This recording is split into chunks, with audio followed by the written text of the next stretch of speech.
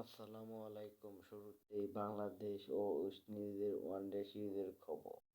শেষ one day Bangladesh white এড়ানোর লক্ষ্যে টসে হেরে ব্যাট করতে নেমে ওয়েস্ট ইন্ডিজকে ২০ রানের টার্গেট দেন।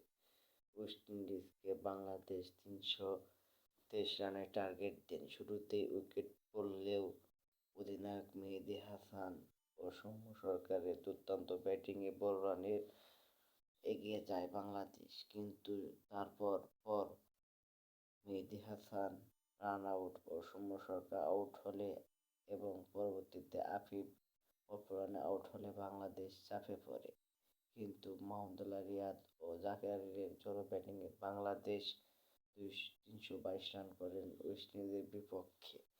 বাংলাদেশের রান করেন সর্বোচ্চ মাহমুদুল্লাহ রিয়াদ।